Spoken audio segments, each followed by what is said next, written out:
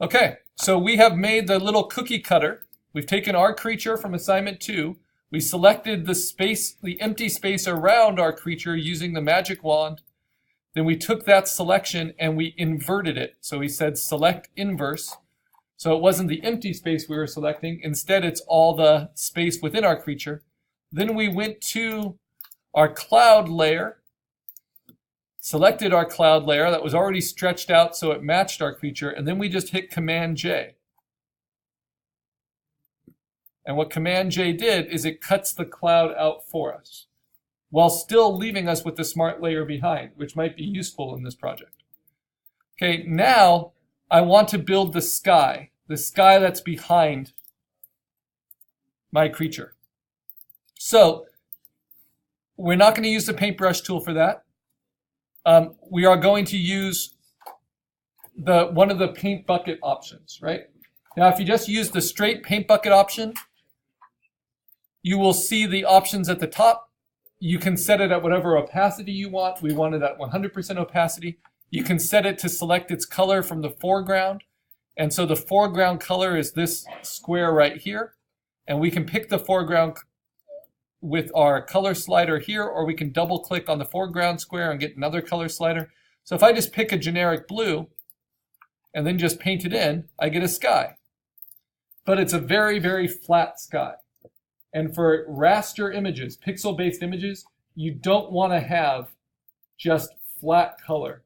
It doesn't print very well, at least not on photo printers. It works well on business printers, right? Because it's just flooding a whole bunch of paper with the exact same pixel pattern.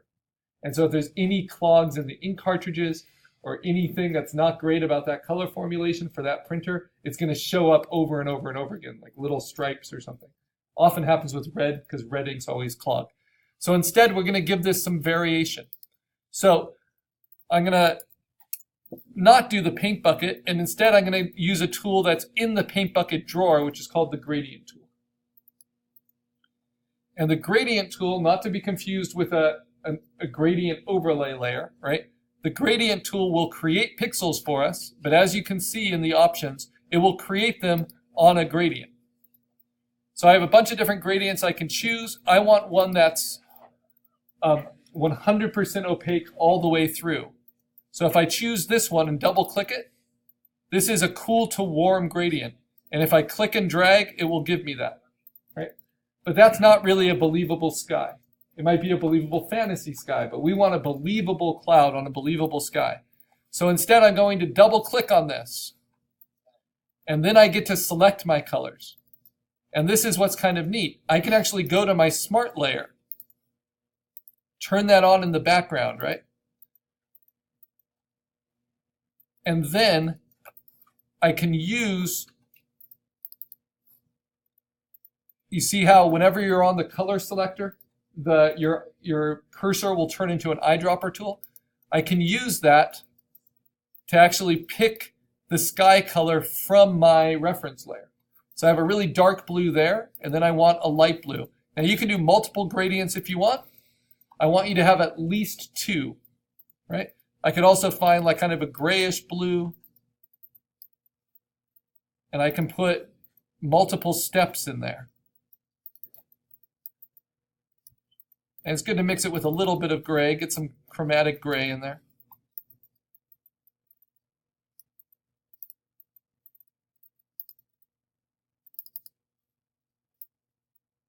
And you can play with the spectrum a little bit, and you can move them around. But we want something that's a believable sky.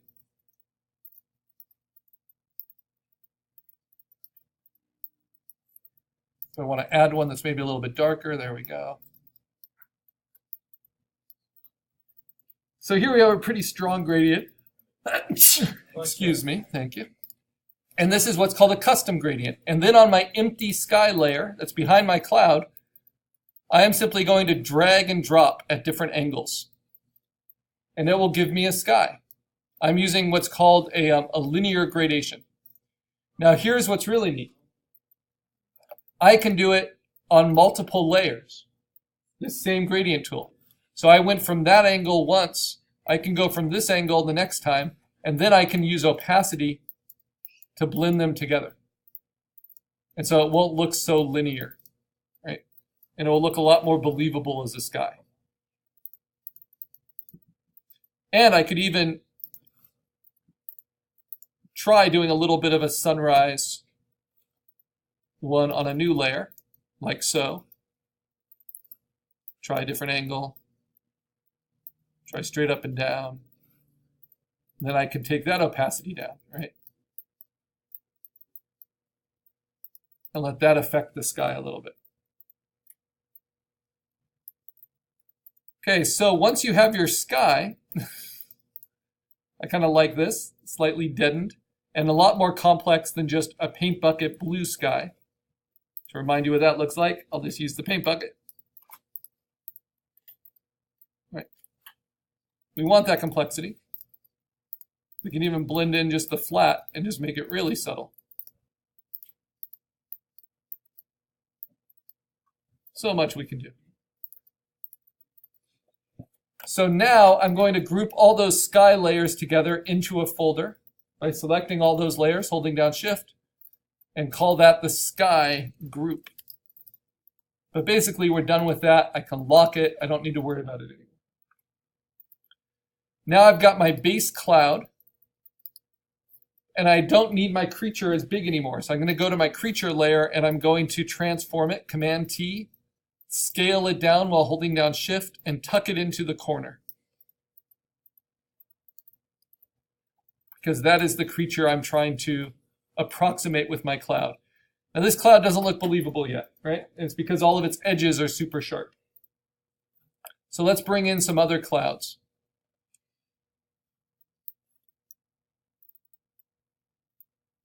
Remember, you shouldn't feel too bad about warping the clouds or making them bigger, because it's just going to soften them. But you should worry about rotating them, because the direction of light really matters for a cloud.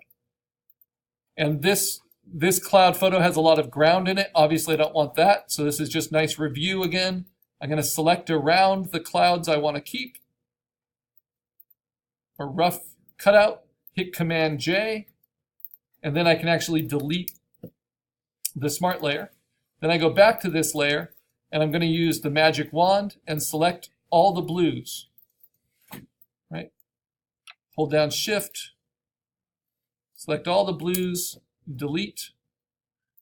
I might do that again, right? Because that gives me a very sharp edge because I wasn't feathering it at all. Remember, clouds can be softened. So now I'm going to feather it 6 pixels. And I'm going to select around them again and then delete, delete, delete, delete.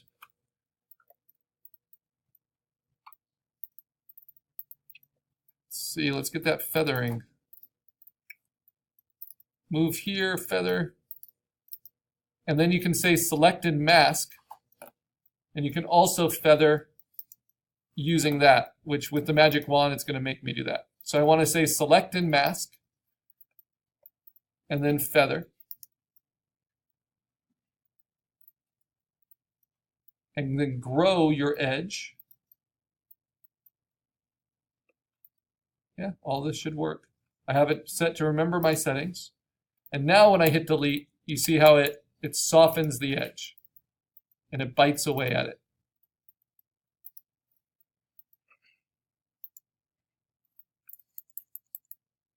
Now, I'm not going to try to get rid of all that blue. Not yet, not right now. Instead, I'm going to see, okay, how does the cloud help? Well, that cloud works quite well to approximate that tail, right? And this cloud is almost working to approximate the back. What do I need? Well, I can do some internal compositing, right? I can take this cloud and then move it up here, or maybe transform it first and flip it. Remember, I don't want to rotate it too much. I need to keep the angle of the lighting the same. I can warp it. Think of yourself as a painter, but your palette is just filled with different types of cotton balls. And so you have to stretch them out and play with them to make your image. Or it's like frosting a cake, you know, and getting the image to show up.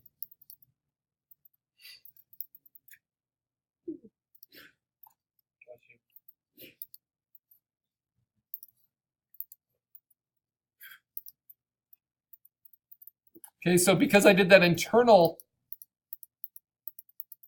what do you call it? Internal compositing, it's all on one layer together, which then means it needs to be cleaned up a little bit, but it gives a little bit of depth, right?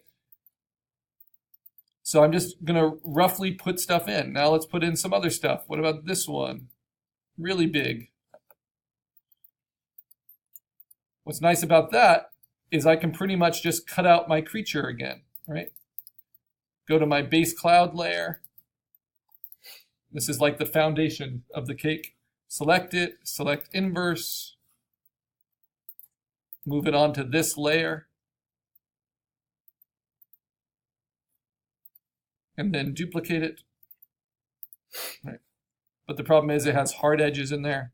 So now I'm going to use my 100% eraser, nice and big and soft. This is where the tablet comes in.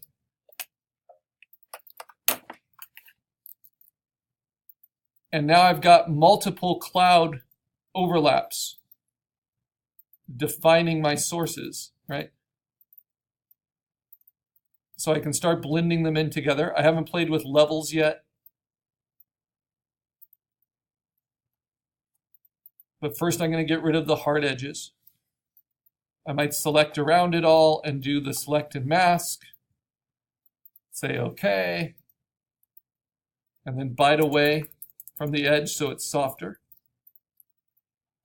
See how that works? And I might do that to my original one too. Bite away from that edge so it's a little bit softer.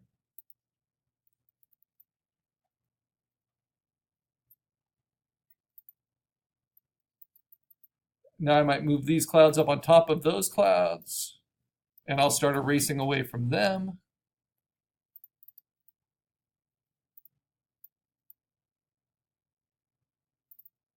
With a light touch, because I'm just trying to get rid of those blues. But not create artificially hard edges. And then where's my little guy? There we go. I kind of like these darker clouds, but that doesn't make any conceptual sense, but these could. So let's bring in one more cloud, or two more cloud references. I want you to have 5.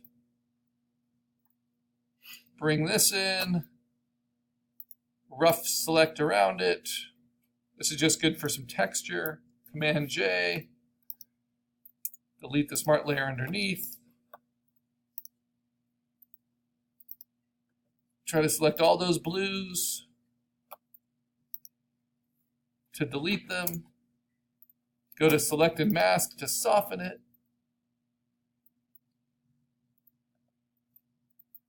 Hit OK. Just to see what this does. Zooming in, delete, delete, delete. You see how that softens? Helps a lot. Softening your selection. So you can do it. It's easier to do it with just a regular lasso and just hitting feather, right? But Magic Wand doesn't allow you to pre-feather. So you have to select around the empty shape. And then you go to select and mask in your options. And then you want to set your select and mask to have a radius. I'm using around 5 pixels, the same you would feather. And then you put your feather options in, and then you actually shift the edge, which means grow it in. It would work otherwise, but that just speeds it up a little bit. And then you say OK, but remember to click on Remember Settings, because all of that can take a while.